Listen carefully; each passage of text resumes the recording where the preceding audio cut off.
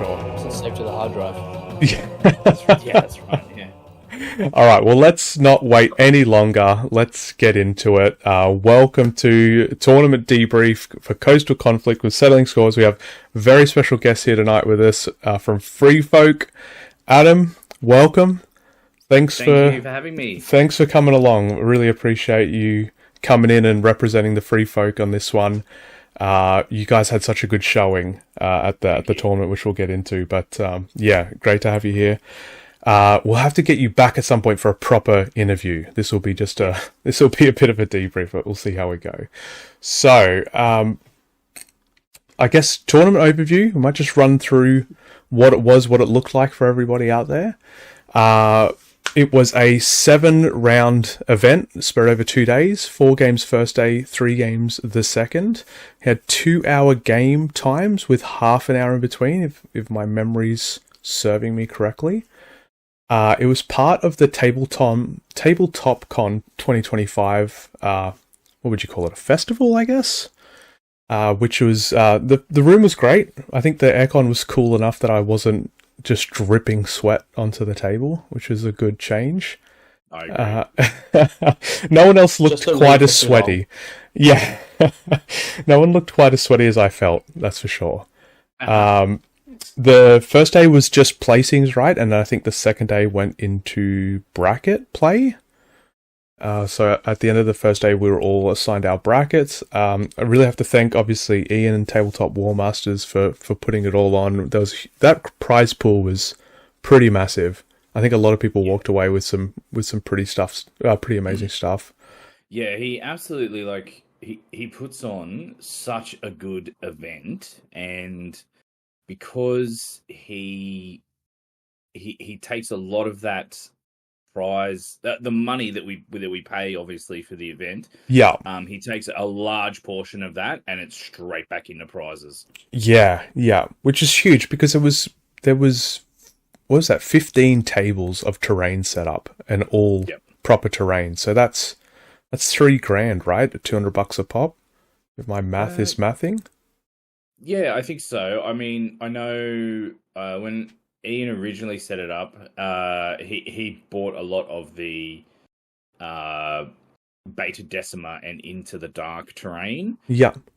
And then Gallo Dark came out as a separate box. He bought a few of those as well to sort of flesh it all out, because they're the 3, I guess, official map packs. Yeah, okay. I know for most people, like Nick, for example, and I hadn't played Beta Decima properly in any setting before, so it was fun to see it run. I think Nick's got some thoughts on it. I've definitely got some thoughts on it. Lucky I didn't get any games on it, which was good.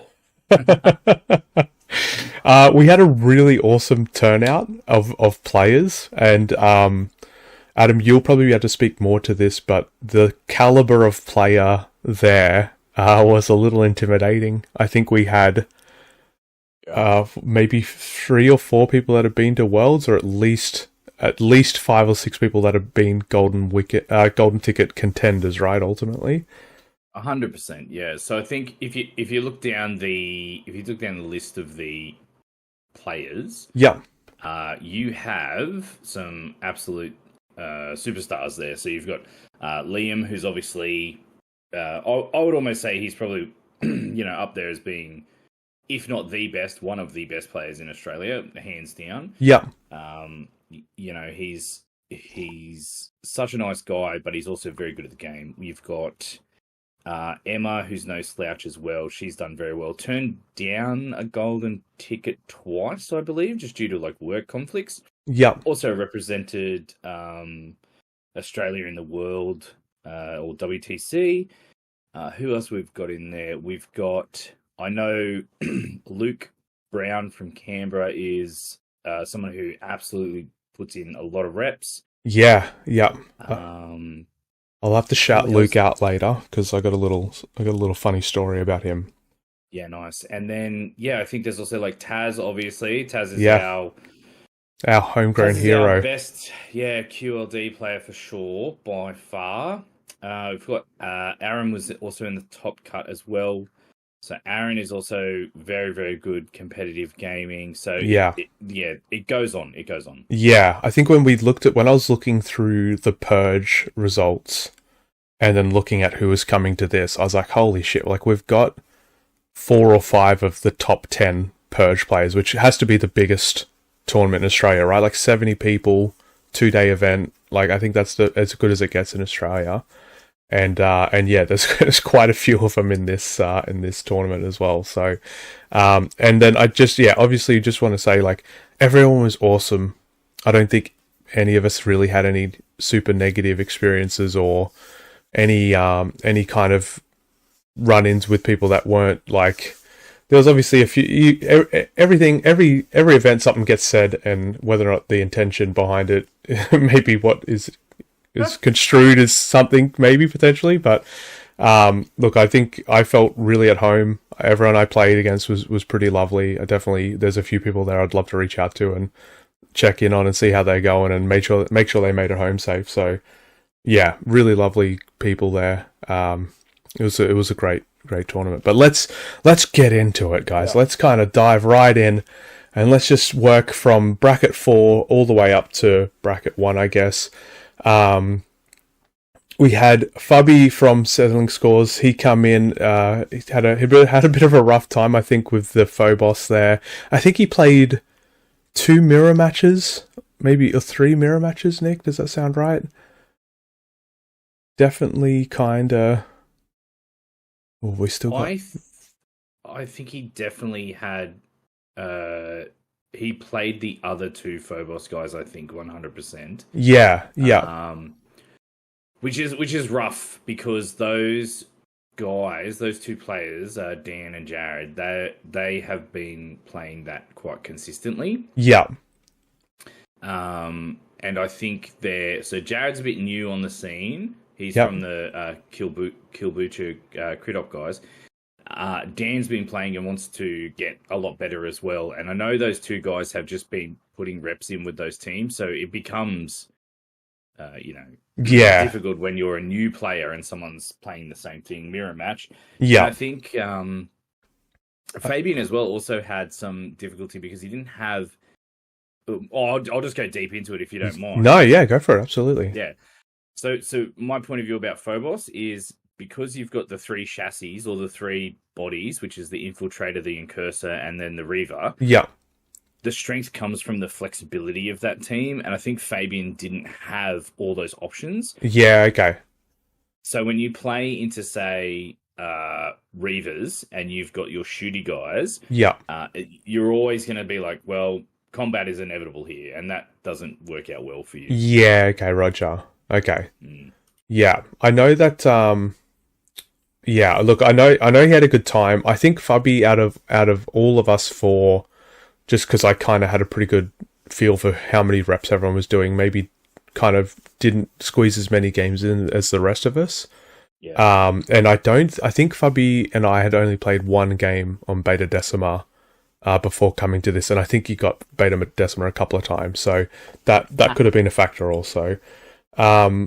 Number 23, Christine. Christine, I played against.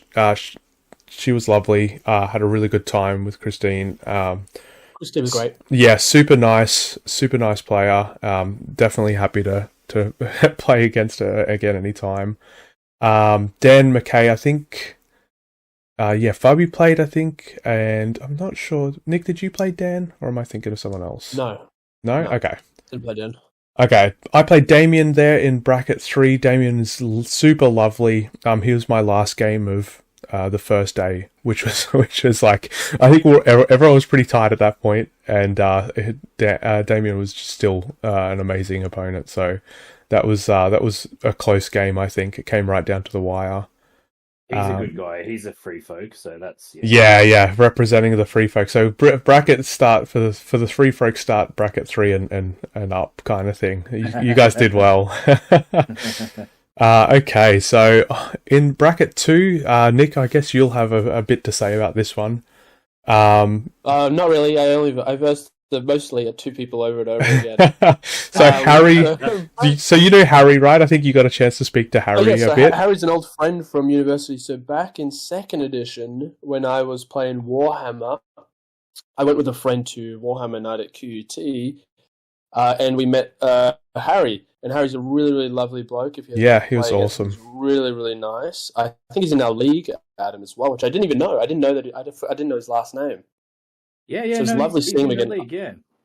I haven't seen him for years, and we spent about a month trying to learn how to play 2nd edition with the squares and triangles, and we just gave up eventually. And we hadn't talked for years, and then I saw him again, and it was lovely to see him. We actually played our last game together, and that was a lot of fun. And he's playing some foul goals, which is always good.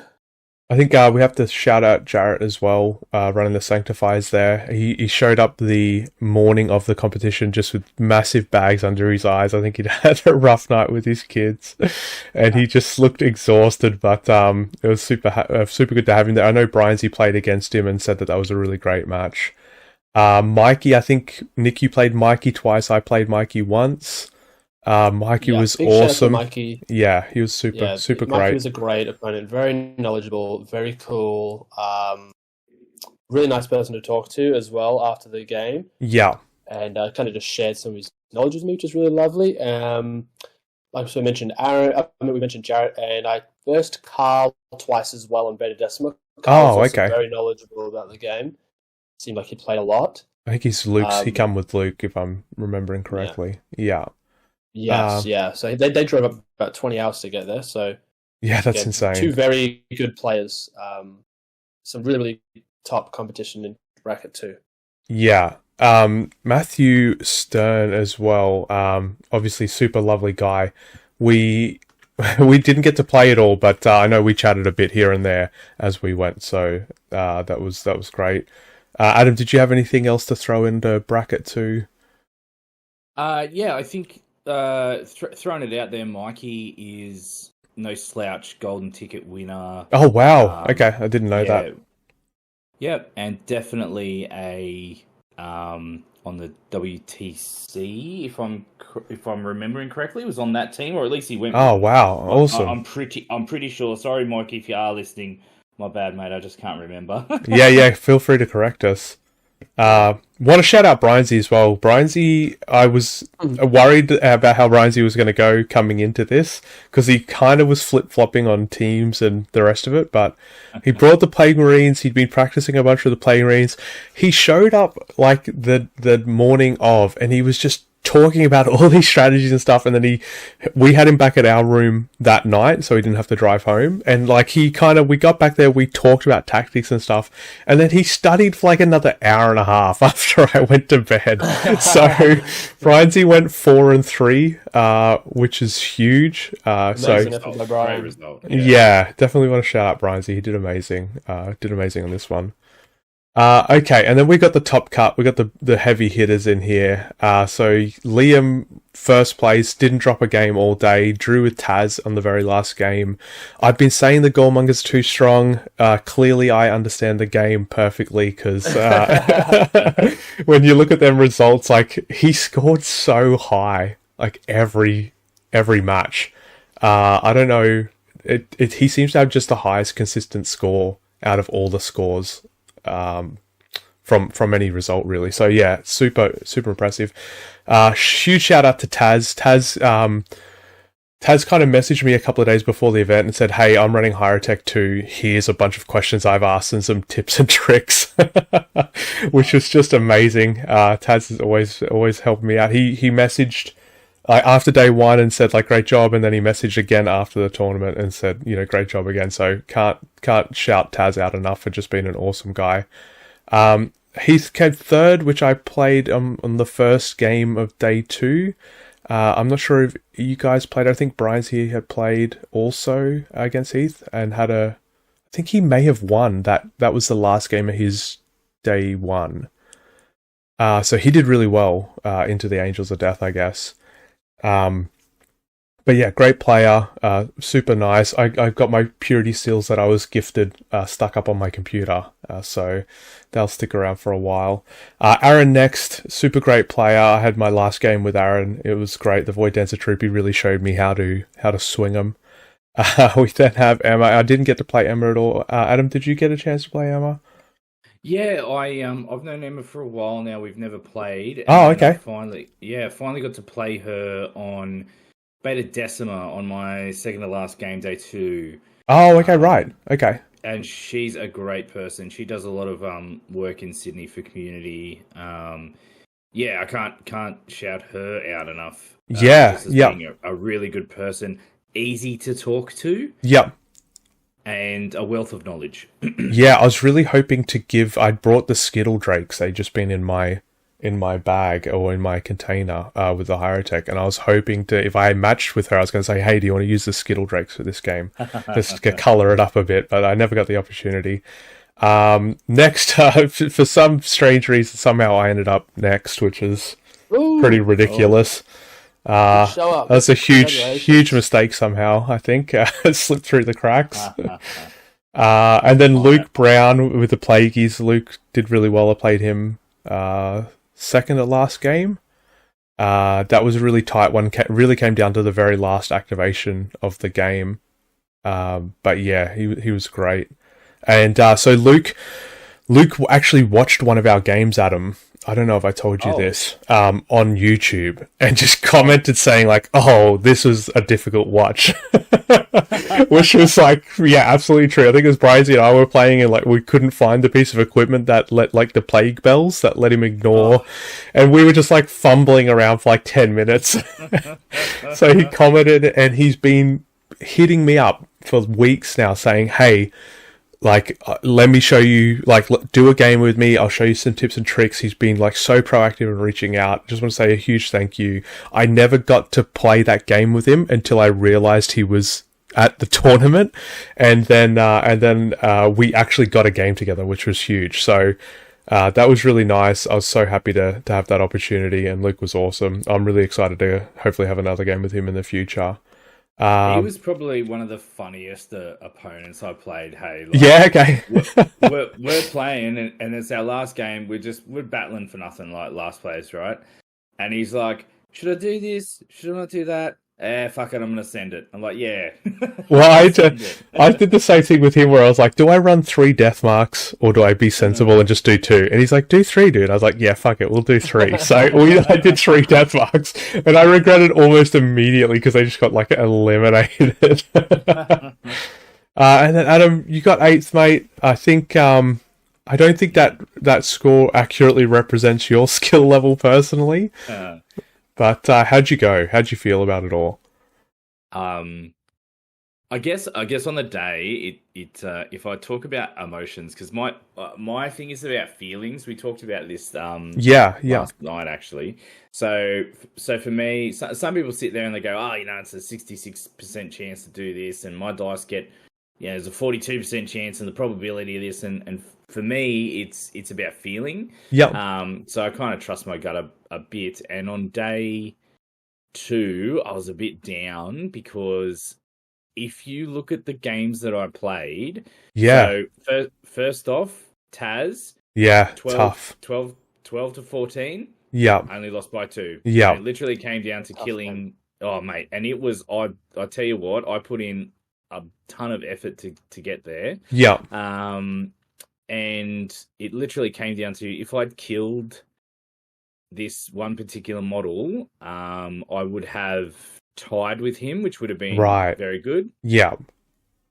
Next one was against Emma. Emma got me because I made a mistake and hung a operative out too far that had picked up an objective, which I think it was not Intel. I think it was Intel actually, they load up the point, and then she killed that operative and just stole my points. Oh, okay. Savage. And then you can see Luke and I 13 to 12, like that. Once again, just like right down to the wire. These are close games, But retrospectively, I'm. So you guys probably don't know this. Well, you may not. But I'm not a fantastic player in this space. I was more, I'd say, a community leader in a way of like getting people together, getting more games, sort of taking that route as opposed to being, I would say, more competitive. The sweatiest of us all. Yeah, for sure. Yeah. Yeah. But recently I've sort of made a decision that I'm going to try a bit harder to win at these events, which is leading me down a different path. Yep. But I can only really say, for someone who's been taking the game, quote unquote, seriously in the last, say, 6 months, I'm very happy to have made top cut. Yeah, for sure. Because your first day scores were huge as well, like 20, 21, and 19. Like, I was not scoring anywhere near that high on any of mine. I think mine was just like, I was just killing enough units to, like, you know, for the score not to matter too much. But yeah, you were obviously playing the game.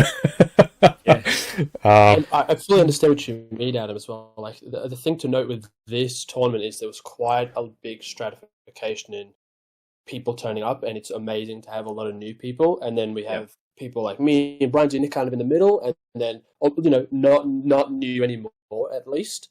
And we're kind of figuring out the game. And then you have these amazing elite players. The killers, The matchups can be so difficult sometimes when you just get these really hard matchups on really difficult maps.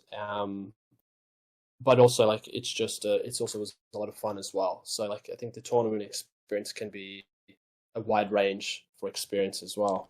Yeah. And I really liked how... So something that I thought was really good about this tournament, and any tournament people out there listening who are either thinking about coming along or they're not sure, or even TOs themselves, the bracket system that was implemented here, I think gave everyone on day 2 just the chef's kiss, because day 1 is about jostling for position, where are you going to land, what bracket, and then day 2 is like, all right, I'm going to focus on my games here. I should have, if I didn't deliberately throw anything. Yeah. Which at the end of the day, I was like, I should have thrown a few games. I was thinking that when I got into the top cut, I was like, I've fucked up here by winning 3. I've made a horrible mistake because now I'm just going to get stomped.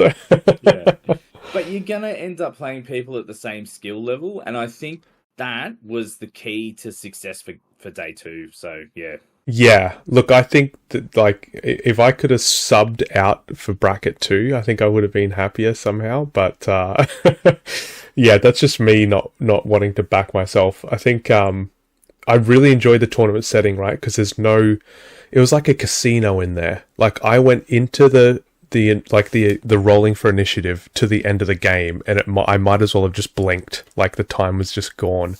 And I guess we'll jump to the next slide, because I think we talk about this a little bit here. But what did we learn? What did we do wrong? And what would we change?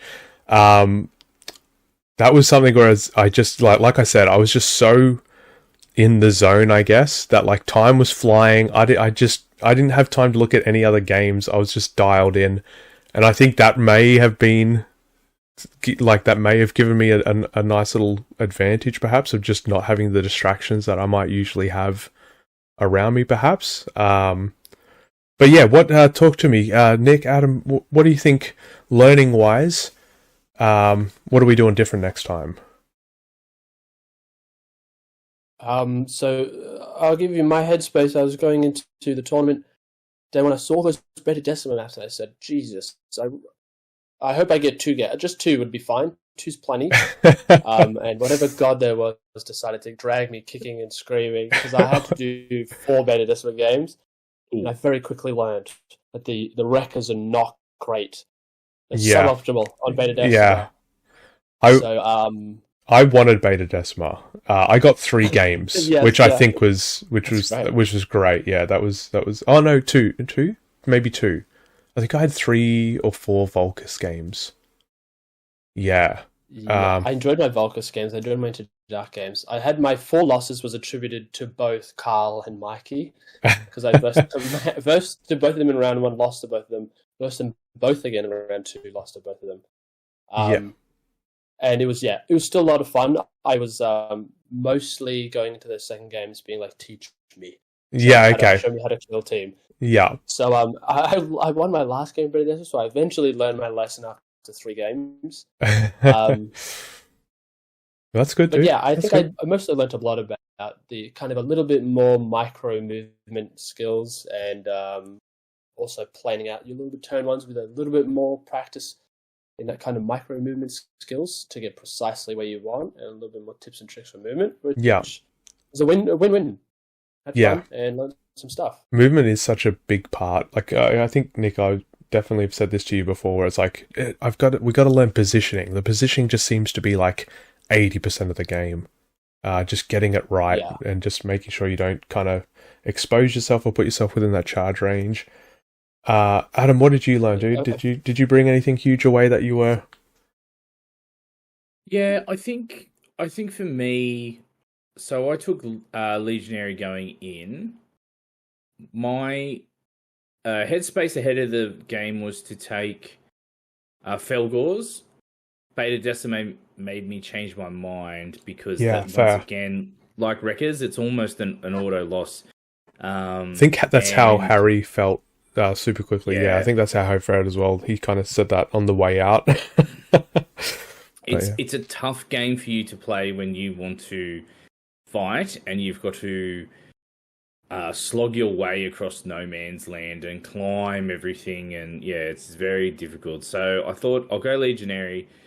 I had some prior experience with them. I went against my own advice and took a team that I didn't have a lot of reps with. Yeah, okay. But I did get 7 reps in over the weekend. Yeah. That's Aaron's such a, this is testament to him, right? I said to him, Void Dancers. I'm like, how many, that's exciting, dude. I can't wait to see what you do with them. How much practice have you had? He's like, I've played 8 games. And I'm like, okay. Like, then he still just like crushed his way through the entire tournament. Aaron's very good, and I think he is a quiet achiever. Yes, very unassuming that level of success. Yeah.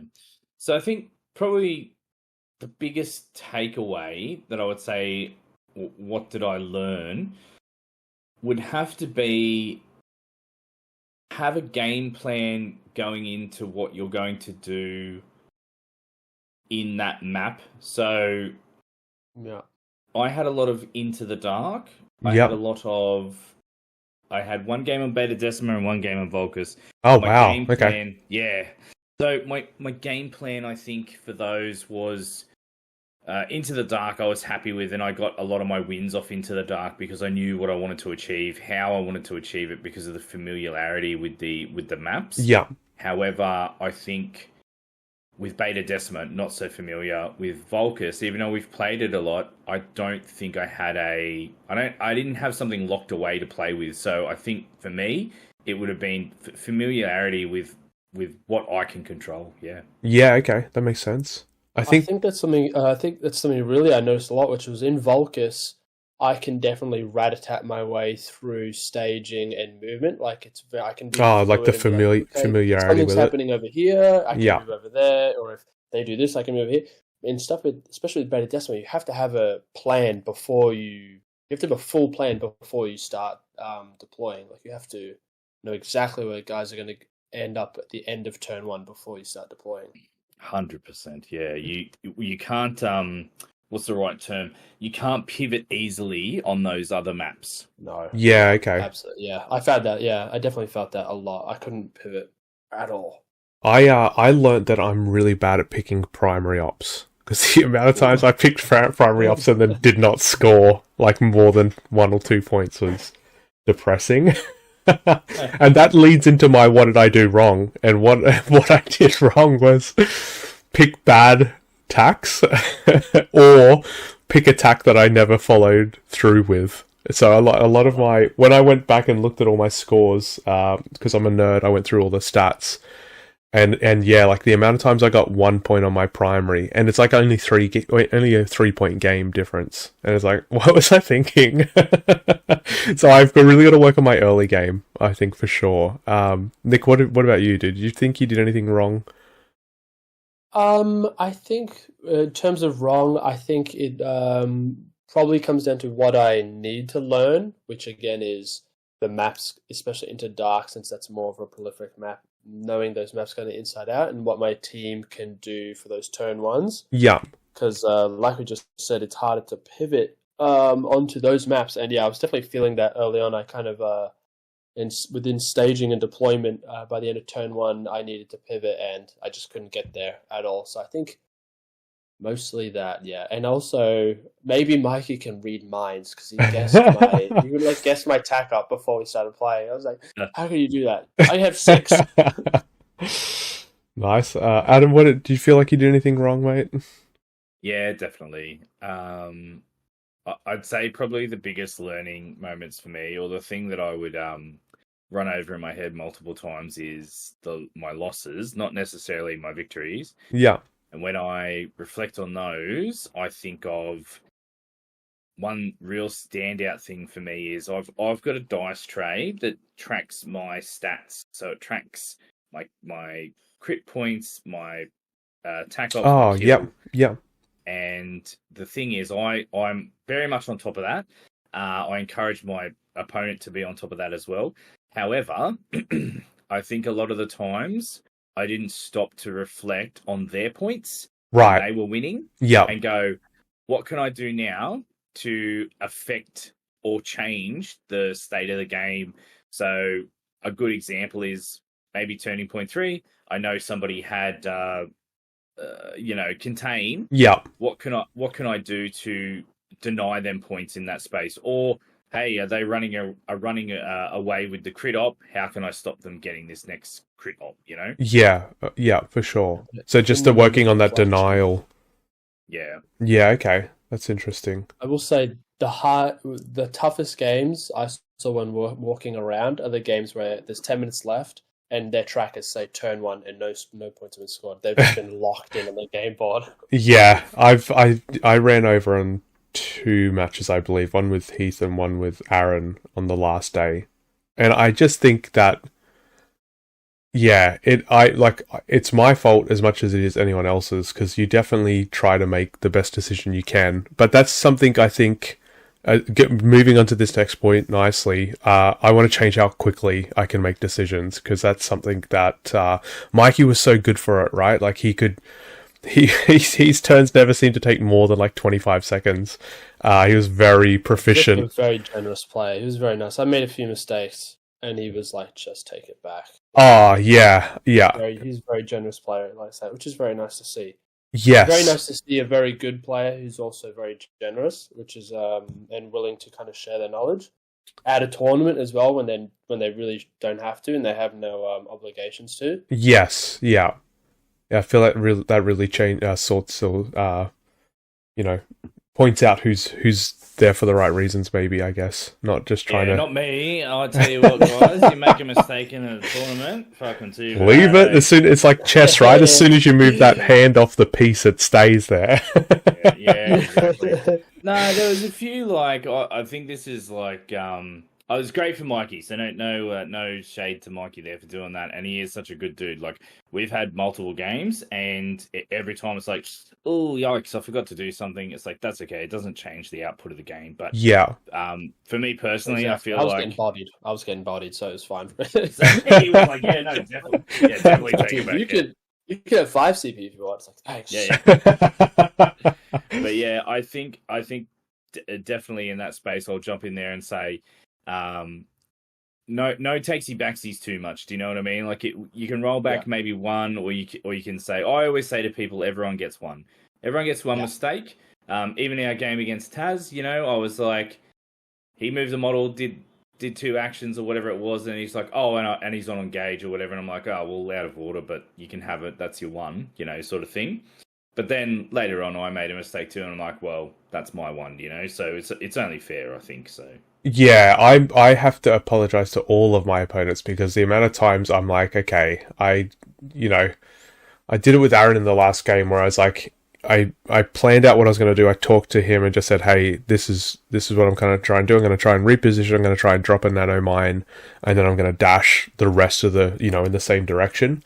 And then I do the dash, and then I realize the cover lines are horrific in that spot. So I'm like, before I kind of pass back, I'm like, listen, do you mind if I, instead of dashing here like I said I was going to, I dash in the opposite direction? It doesn't change the reposition, it doesn't change the nanomine, it just changes where I land. Because once again, I need to get better at planning out what that move looks like without actually, before I actually touch the model. What I found really helpful was I had to quickly paint up an extra wrecker boy before I went, so I had a couple spare with me. Yeah. So I would actually just use them. I would use them as my model. Yeah. And nice little proxy model. Yeah. Yeah. So I'd be like, this guy's going to be my movement guy, so I don't have to pick up and put them down because I pick up my model, I'm shaking. I'm like, yes, yeah. I'm knocking everything over. Luke said to me at one point, he's like, "Why are you shaking so much?" I'm like, "Dude, this is intense, man. I'm nervous. I'm shaking." Beats a second. I've had 4 liters of Maximus. Yeah, exactly.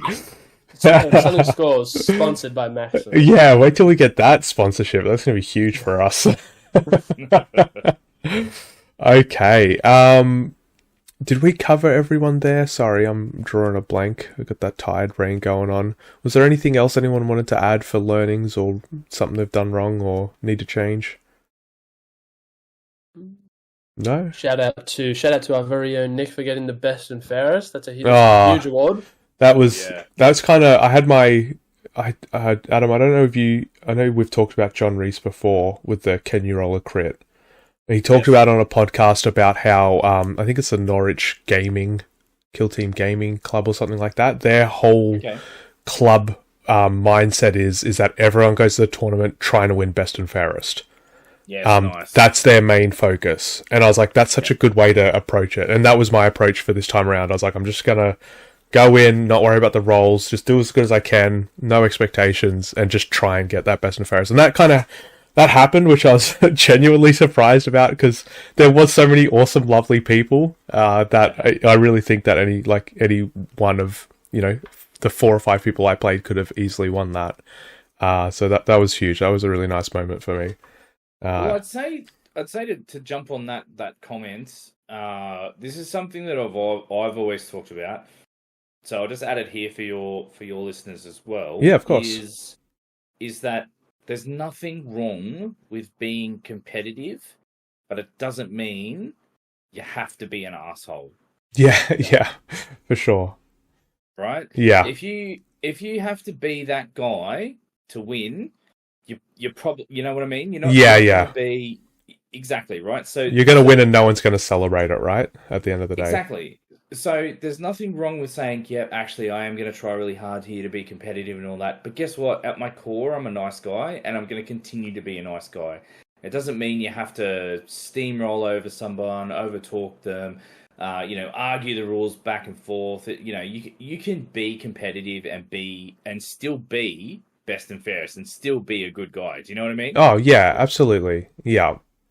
Yeah, you can still win and be awesome. I think that's where Liam's at with this one, right? 100%. Yeah. Absolutely, yeah. And it goes to show, it goes both ways. You don't have to be an asshole, and you also don't have to be, you don't have to push over on what you think is fair in terms of giving them a bunch of take backs, because that's not what the award's about either. It's also about, having boundaries and showing respect to your opponent and the game, and that comes through with everyone playing as well. So that's great. Yeah, I definitely upset Leroy. Sorry, on that point, because I kind of said to him, we had that little pre-game discussion where it was like, do you know what the Jaegers do? And I was like, yeah, I've kind of got a bit of an idea. I just played him, and I'm like, do you know what Hyrotech does? He's like, yeah, I played him against him a bunch in 2nd edition. And he's like, I don't think they've changed much. I was like, I don't think they fly anymore. He's like, okay. And I'm like, is there anything else you want to know about it? And he's like, no, I think I got it. I'm like, okay. And then I did the turn 1 alpha strike. He's like, what's that? and he was a bit upset because I blasted 3 of his guys. And I was like, I thought we kind of discussed that you were happy with what they could and couldn't do. And he's like, they couldn't throw people in the last edition. And I was like, look, man, I'm sorry. I didn't play last edition, Exactly. It's not your responsibility. Yeah, it's like, I'm sorry that... You should learn what your team has done since first. Edition. So yeah, that was definitely one of them exchanges where I was like, "Listen, I'm sorry, I'm not taking this back. Like, I'm here, I've done it. Like, you know, we are kind of." You shouldn't take it back. This is the thing where we're at a level now where we're playing enough games in a competitive environment that you should be aware of what your opponent does. Like, yeah, I'm not super familiar with Sanctifiers. Going into my Sanctifier game over the weekend, I knew there was a few heavy hitters. I kept my eye on them. Also, though, I didn't know, certain models could do certain activations or whatever it may be. Yeah. So, that's on you as a player. You can't... we talked about this actually a few times over the weekend. Yeah. I can tell you openly rules what my guys do, right? Yes, yeah.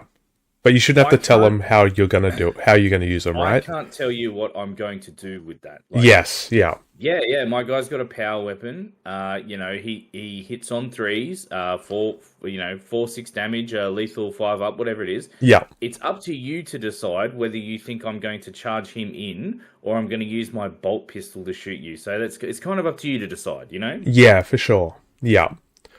Yeah, I feel like at a competition like that, it's kind of... Like, I definitely ask questions about particular models that I'd researched and knew about in terms of like, hey, is this that guy that can do this? And do you have that ploy that does that? Like, I didn't know everything about it. I just knew that there'd be particular gotchas, and I do a little bit of reading once the brackets were up about what team would have, had what. It's going to happen. You're not going to memorize everything. No, of course not. And you'll make mistakes, but in the same respect, like you can ask those questions, no problems. But you can't also do to your opponent to be like, oh, hey, Nick Wreckers, they're pretty hot shit at close combat. Are you going to charge one of my guys? Yeah. I definitely 5'6", probably 5'6", brittle as shit. I definitely ask like, hey, if that guy goes there, am I? That means you've got charged. Like, I'll do a quick measure and be like, that means this model can be charged next turn, right? And just make sure that I'm actually measuring correctly or I've remembered the correct movement. A good example of that with the Wreckers is like someone will move their models and they'll be like, so you have 1-inch blast? And if this is the first time I'm versing him, it's the first time, I'll say 1-inch blast, but I do have a ploy to make it 2. Yeah. Because, they don't know about that ploy, and I'll be like, and now it's out there. So I'm not going to remind them every time they move, but I'll say it. Yeah. And that way, it's not like, 2-inch blast. It's like, yeah. And I'm not going to say it for the rest of the game. I'm not going to keep reminding him, but it's like, I've said it. It's like, hey, I do have a 2-inch blast. So you got to be aware at all times I can make an extra inch blast.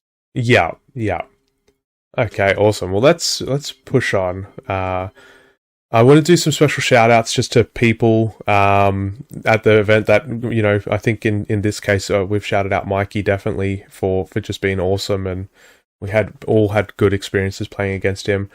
I do want to quickly just shout out, these kinds of things require a lot of people, and depending on how complicated your life is, there's typically a lot of moving parts. So for me to come down there, I have to thank my sister for looking after the dog.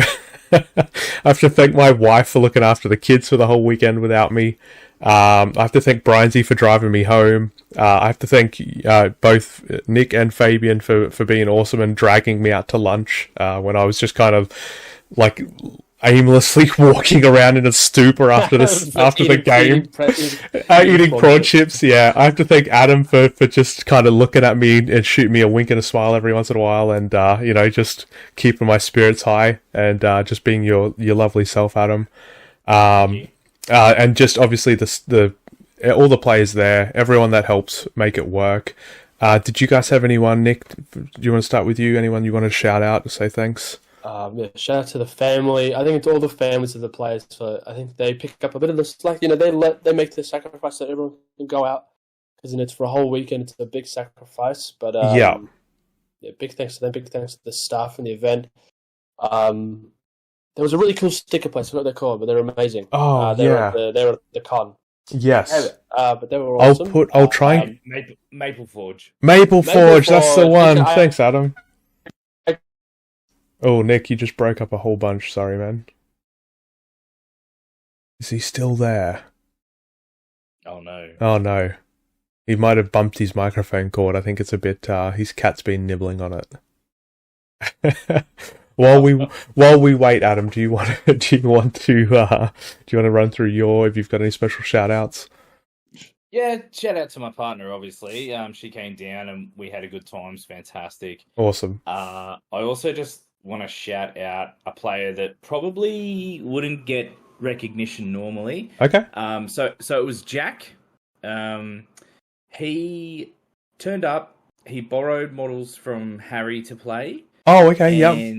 Yep. And it's his. I think usually I sit down and ask someone, "Oh, how many games of Kill Team you played?" "Oh, this is my 7th game," and I was like, okay. And I tell you what, he got absolutely flogged, but he had the best attitude. He had a smile on his face. "Thanks for playing. Nah, didn't understand you could do that, or didn't know that was the rule." Oh, wow. Yeah. And I said to him, "Look, have you got yourself a rule book?" And he said, "No." Yeah. And it was fantastic to see that he ended up getting a rule book as a prize. Oh, yeah. That's so awesome. So I was like, "Mate, I recommend the first thing you do after this is buy the rule book because there's some nuances to these rules." Yeah. And then the other shout out as well is for Callum. Callum wasn't going to turn up. He's like, "Oh, no, I don't think I'll come down." And then we kind of bullied him into coming. He a bit of gentle peer pressure, right? Yeah. And he came down. I think he lost almost every game. Yeah. But in saying that, like, still turned up, still had a good laugh. We had a couple of good laughs about his bad results and stuff like that. So just shout out to those two boys. Yeah, that's great. I definitely know that. I know that some of the people, if you got bad matchups, right, and you played the pros in your first couple of games, it kind of, to a degree, kind of doomed you to that bottom bracket. And like, I felt really lucky in a sense because I feel like I dodged most of the real heavy hitters on the first day. And then was trapped with you all on the second.